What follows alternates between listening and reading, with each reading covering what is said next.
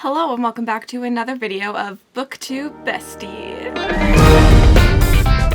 In today's video, we are reading Caileys Best and Worst of 2022. I don't know if I ever actually explained what Booktube Bestie is. I just kind of assumed everyone would know and we're 3 episodes deep in already. But essentially, I pick a booktuber and I read their best and their worst. And last year, I read multiple best and worst to see if I could trust their tastes. This year, I'm just making it a competition for fun. And I only read one of each from each booktuber. And there's about 10 booktubers, I think, that I asked. So there's a lot of reading that needs to be done. I need to do the reading this month. Cailey, however, was a fun one. Cailey's a channel I've discovered this year and absolutely loved, and I adore Cailey. Cailey reads a multitude of genres. So I was scared asking her, but Cailey gave me a list. She did me a really good thing and she gave me a giant list for best and a giant list for worst and said, have at it. And that worked in my favor, I think. I'm at least hoping. The one I ended up going with is Sea of Rune by Pam Godwin. This is a dark romance and I thought it was fun. I don't know. I probably should have picked the fantasy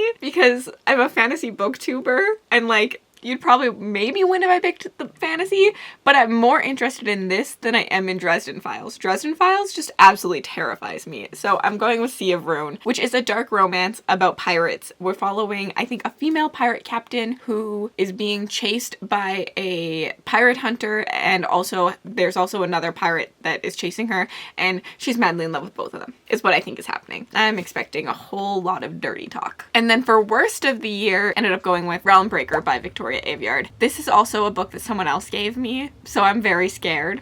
It was on 2 people's worst of the year, and that's terrifying. That's just legitimately terrifying. But I've read a Victoria Aveyard before. I've loved a Victoria Aveyard before, so I'm hopeful. I'm really, really hopeful. I have no idea what Realmbreaker is about. Just my love of the Red Queen Quartet made me want to read this, and so I'm terrified that 2 people who I trust gave it to me as their worst book of the year that they also think I'm gonna hate. Yeah, that's it. Let's roll into the first book.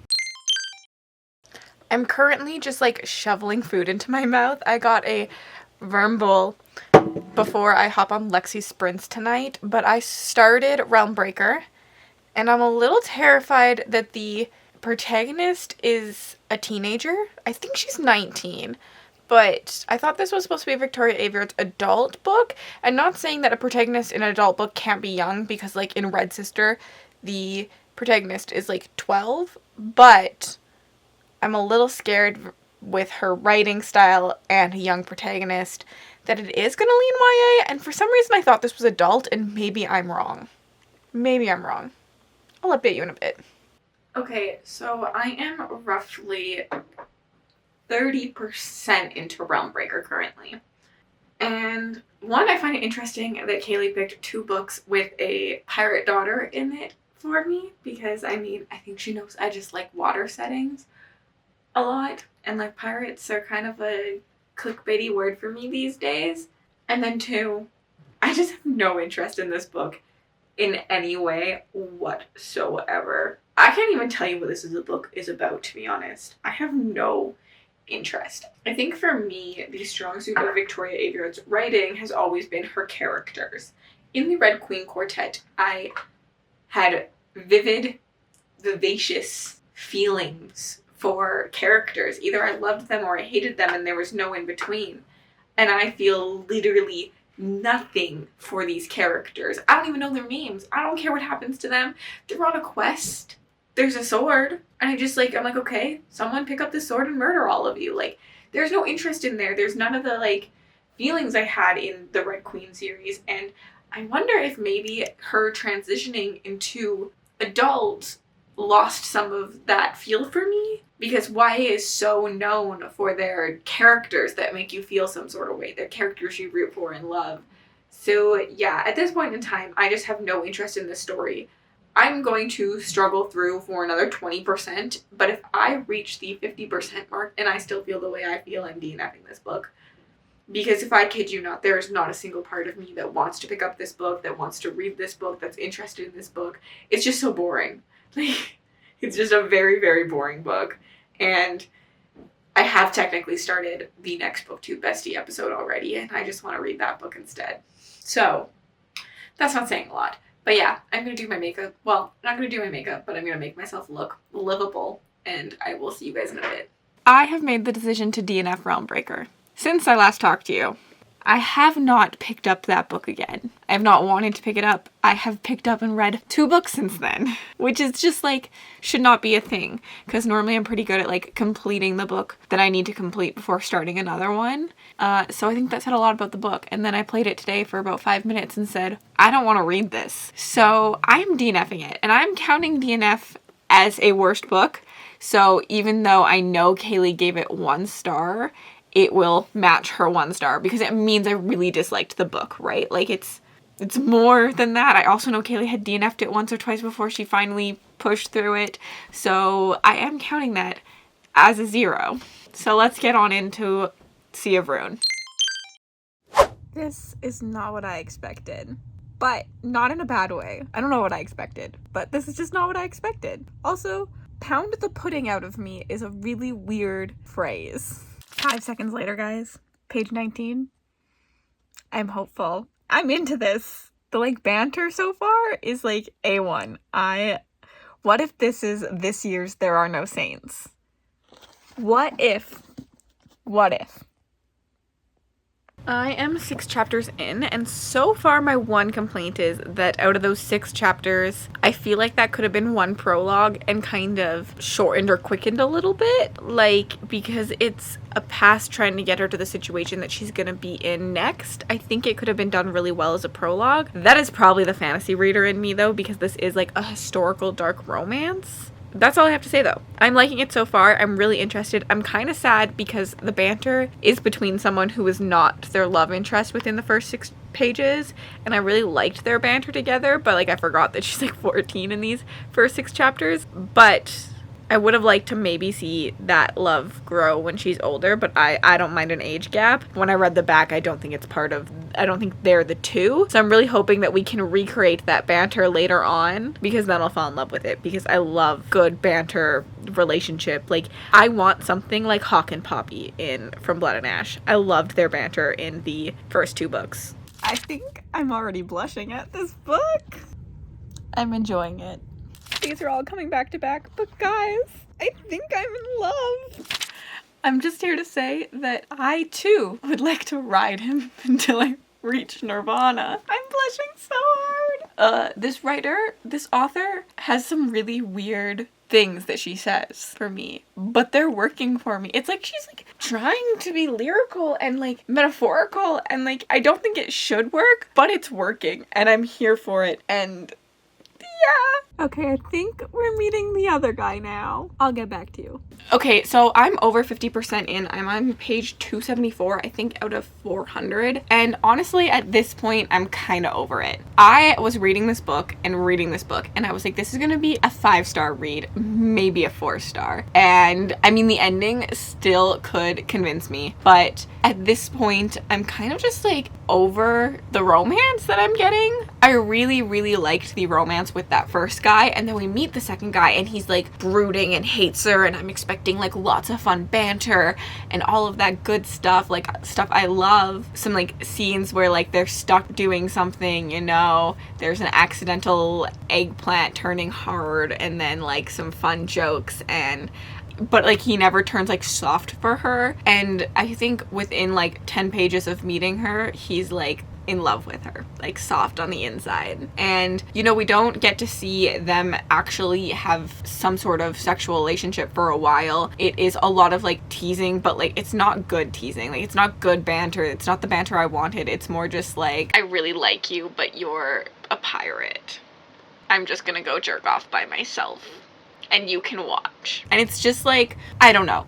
It's just not what I wanted from the story, and it's been like 200 pages of that, and I'm just kind of over it. And I'm over the insta love they had. With the first relationship, I really felt chemistry and tension, and yes, it could have felt like insta love, but they had so much background and we're told that they love each other, and I really felt the passion between them. With this new story, I don't feel that passion, and I I liked the territory we were going with her, like faking being in love with him to try and like get an escape, but then she actually falls in love with him. But like it never feels like she's faking. From like the second she meets him, she's in love with him. From the second he meets her, he's in love with her. And it's just like so insta love, and almost to the point where I was like, why do we have 200 pages of them not having sexual relations? Like, if you're gonna do insta love, just make it insta love. Like, let's just get to the banging right away. Yeah, so I don't know. Like, I'm kind of sick of it, and I'm just waiting for more plot again.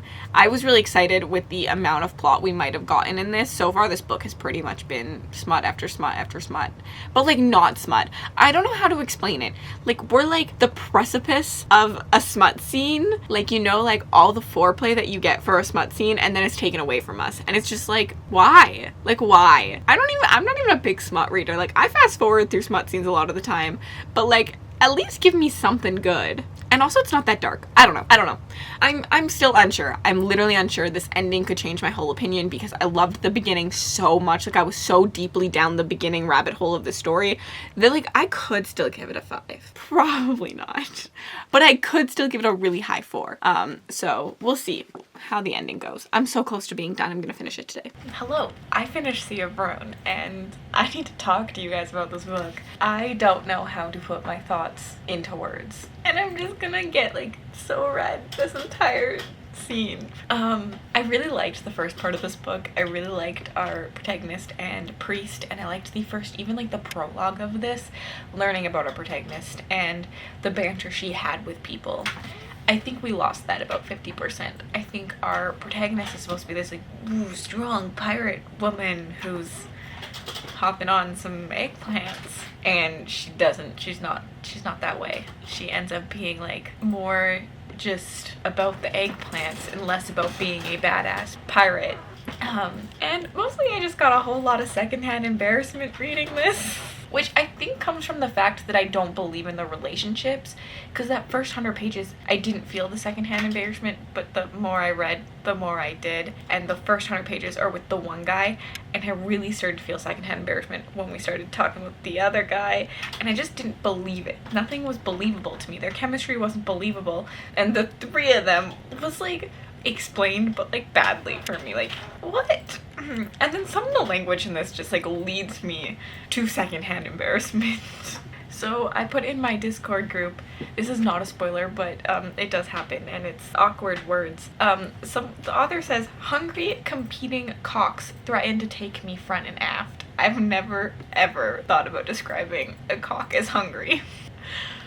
Like, what? I don't know. Like, the language just didn't really work for me. It just, I don't know. I'm so red just even talking about this. How do people review smut on Booktube all the time? Like, I can't even process my words. I did like the plot in this, but we lose the plot for 200 pages just to meet our new character and to establish a relationship that isn't established well enough for me to have lost the plot for 200 pages. I do think we had hurried that up. We had cut a lot of those scenes because it's very repetitive, and I mean, I knew you loved her from the first second anyways. We could have had a really interesting book, or a series could have been really cool. Like, I liked enough elements of this book that I'd probably recommend it, and I'd recommend it to a lot of people who are in for the romance, in for the smut. But if you're like me and you like my specific taste in romance, I'm looking for a really, really good plot to go along with the really good relationship that I believe in. So yeah, there's some smut in this, although there's not a lot of like penetration in this book. A lot of it is oral or just like foreplay. There's not a lot of like penetration scenes, I will say that. I need to stop talking about this book. I'm sorry, I can't review it. I don't know, I'm just embarrassed. I'm gonna get secondhand embarrassment watching myself talk about this. I know it. But, so, Caileys, I really wanted a 5-star from here. I'm sorry. It's getting a 3. It is the lowest 3 I've given so far in Booktube Bestie, because although I had fun with it, there's just so many critiques I had with it at the same time. But it is a fun read. I did have fun with it. But yeah, so let's stop talking. Let's roll into the next clip. I don't know what it's gonna be. Yeah. And there we have it. We come to the end.